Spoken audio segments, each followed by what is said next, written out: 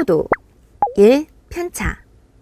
먼저 산포도에 대해서 살펴보도록 하죠. 산포도라고 하는 것은 자료들이 대표값 G에 흩어져 있는 정도를 하나의 수로 나타낸 값을 우리는 산포도라고 이야기합니다.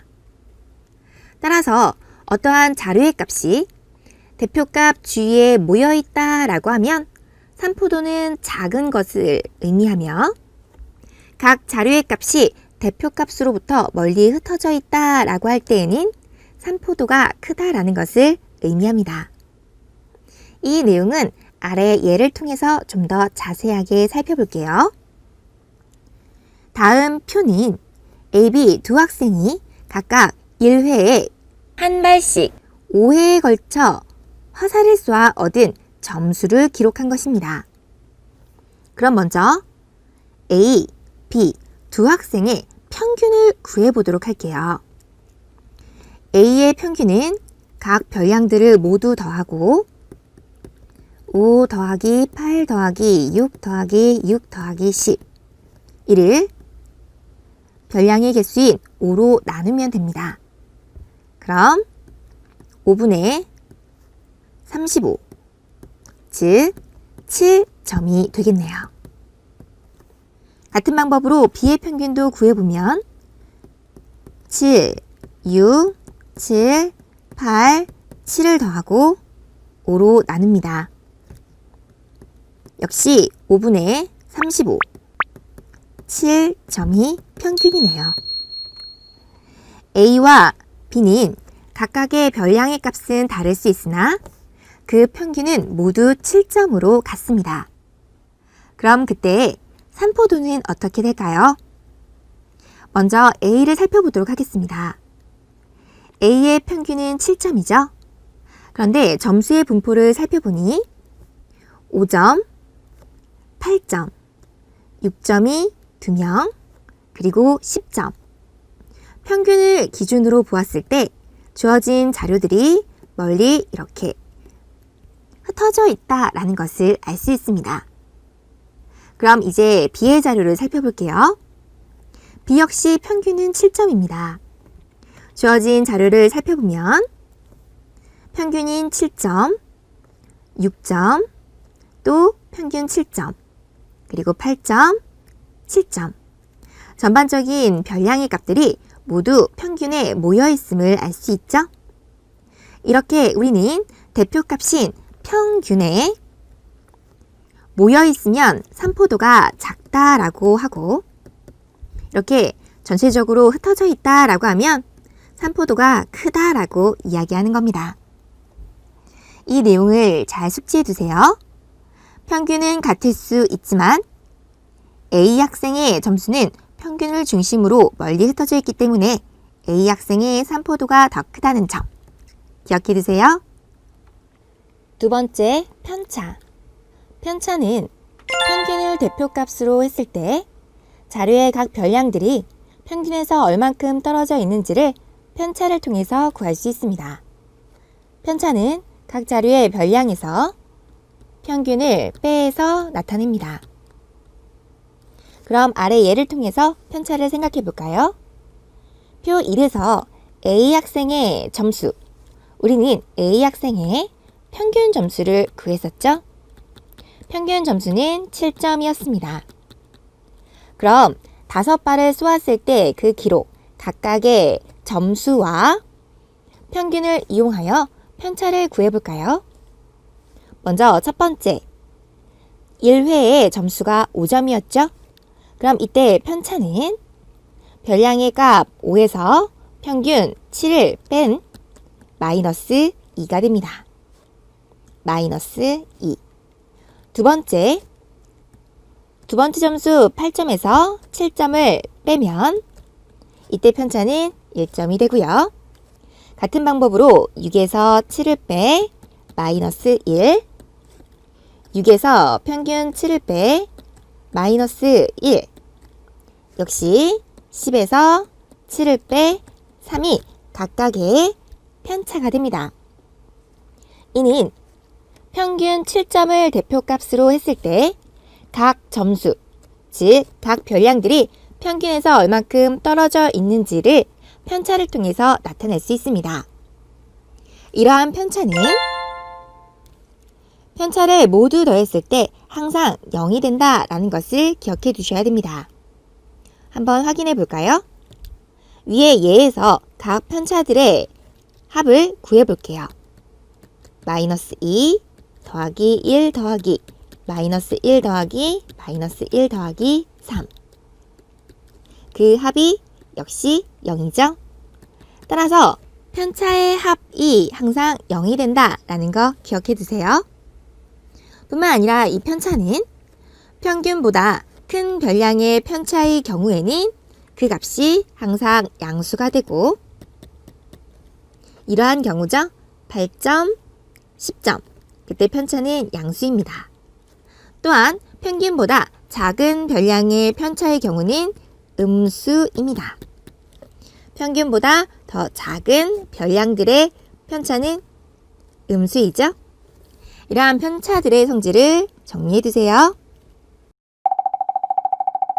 확인 1. 다음 표는 민원의 반 학생 5명의 몸무게에 대한 편차를 나타낸 것입니다. x의 값을 구해보도록 하죠.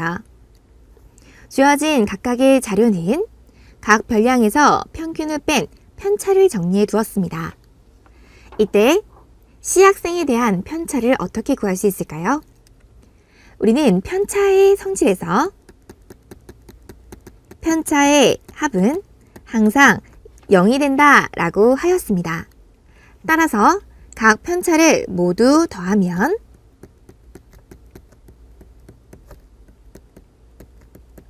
그 값은 0이 되어야 되겠죠? 그럼 정리해 보도록 하죠. 5와 2를 더하면 7, 마이너스 1과 마이너스 3을 더하면 마이너스 4. 거기에 x를 더했을 때 0이 되므로 이때 x의 값은 마이너스 3이 되겠네요. 2. 산포도로 분산과 표준 편차에 대해서 알아보도록 합시다. 먼저 분산입니다. 분산은 편차의 제곱의 평균을 의미합니다. 우리는 편차를 모두 더한 그 합이 항상 0이 되기 때문에 편차의 평균을 구하면 그 값이 역시 0이 되겠죠? 따라서 편차의 평균으로는 자료의 분포 상태를 나타낼 수 없습니다.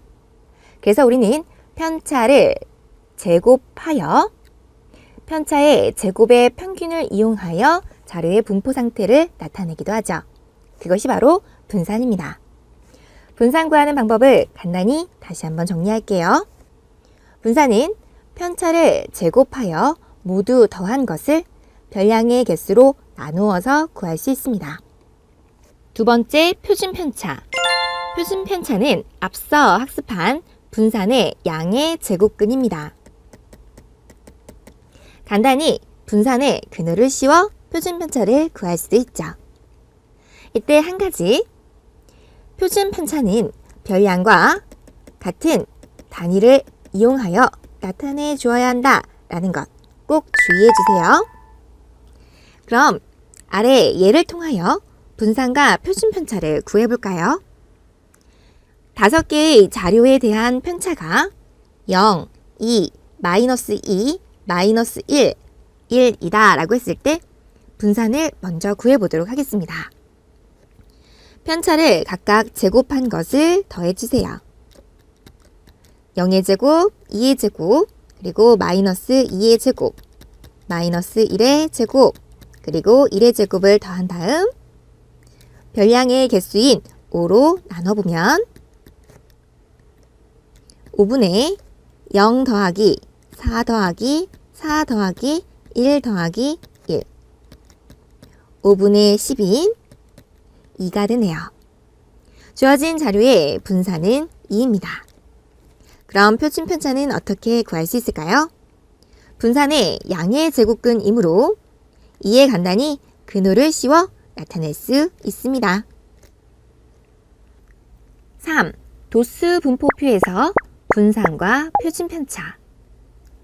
그럼 주어진 자료의 형태가 도수 분포표일 땐 어떻게 분산과 표준 편차를 구할 수 있을까요? 먼저 분산이라고 하는 것은 편차를 이용해야 합니다. 그런데 도수 분포표에 주어진 자료는 정확한 별량의 값을 구할 수 없기 때문에 도수 분포표에서 편차는 각 계급의 계급값을 주어진 자료의 평균을 빼서 구할 수 있었죠. 이렇게 구한 편차를 이용해서 편차를 제곱한 것에 그 계급의 도수를 곱한 것을 모두 더해 도수의 총합으로 나누어 도수 분포표에서 분산을 구할 수 있습니다. 그렇다면 이렇게 구한 분산을 이용해서 분산의 양의 제곱근이 표준 편차가 되겠죠? 확인 1. 다음은 중학생 5명이 일요일 하루 동안 컴퓨터를 사용한 시간을 조사해서 나타낸 것입니다. 물음에 답해 보도록 하죠. 3시간, 2시간, 4시간, 1시간, 5시간. 먼저 컴퓨터를 사용한 시간의 평균을 구해보도록 할게요. 먼저 평균을 구하려면 각각의 별량을 모두 더합니다. 3, 2, 4, 1, 5를 더한 다음 별량의 개수로 나눠주셔야 되겠죠? 5로 나눌게요. 그럼 5분의 15가 되고 간단히 약분하여 3시간이 됩니다. 주어진 자료의 평균이 되죠.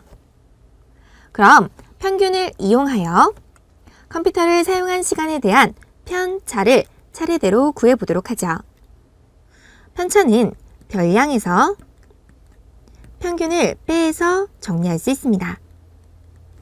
그럼 첫 번째 3 빼기 3은 0시간, 두 번째 2 빼기 3 마이너스 1시간, 4 빼기 3 1시간, 1 빼기 3 마이너스 2시간, 5 빼기 3 2시간. 이렇게 편차를 정리할 때는 반드시 단위를 꼭 주의해 주세요. 그럼 이제 편차를 구해 보았으니 이 편차를 이용해서 컴퓨터를 사용한 시간에 분산을 구해 보도록 합시다. 우리는 분산을 간단히 편차의 제곱의 평균이라고 하죠. 따라서 각각의 편차들을 제곱해서 더해줍니다. 0의 제곱 더하기 마이너스 1의 제곱 더하기 1의 제곱 더하기 마이너스 2의 제곱 더하기 2의 제곱. 이를 별량의 개수인 5로 나눠주시면 되겠죠? 그럼 5분의 10 간단히 약분해서 2가 되겠네요. 분산을 구해 보았다면 이제 분산을 이용해서 컴퓨터를 사용한 시간에 표준 편차를 구해 볼게요. 표준 편차는 분산의 양의 제곱근이다 라고 하여 간단히 분산을 이렇게 근호를 씌워서 루트 2시간이다 라고 답할 수 있겠죠? 이때도 역시 평균, 편차, 그리고 표준 편차에는 반드시 단위를 포함한다는 거 기억해 두세요. 확인 2. 다음은 어느 학교 독서 동아리 학생들의 한 달 동안 읽은 책 수를 조사해서 만든 표입니다. 표의 빈칸을 채우고 분산과 표준 편차를 각각 구해보도록 하죠. 분산과 표준 편차를 구하려면 먼저 평균을 구해야 합니다. 그럼 주어진 자료를 이용하여 각 계급의 계급값을 구한 다음 그 계급값에 도수를 곱해 표를 완성해 볼게요. 먼저 첫 번째 계급의 계급값은 계급의 양 끝값을 더한 다음 2로 나누어 7, 두 번째는 9, 세 번째는 11, 네 번째는 13, 그리고 마지막 계급의 계급값은 15가 되겠네요. 그럼 이제 계급값과 도수를 곱해서 1 곱하기 7은 7, 2 곱하기 9는 18, 7 곱하기 11은 77, 6 곱하기 13은 78, 그리고 4 곱하기 15, 60으로 각각의 값을 정리해 보았습니다. 평균을 구하려면 계급값의 도수를 곱한 것을 모두 더한 240을 도수의 총합인 20으로 나누어야 되겠죠? 따라서 이때 평균은 12, 12건이 되겠네요. 그럼 이제 분산을 구해보도록 할게요. 분산을 구하기 위해서는 편차를 구하고 편차의 제곱을 통하여 편차의 제곱의 도수를 곱해 그 총합을 도수의 총합으로 나누어서 구할 수 있었습니다. 그럼 편차부터 정리해 볼까요? 편차는 계급값에서 평균을 빼서 구할 수 있죠.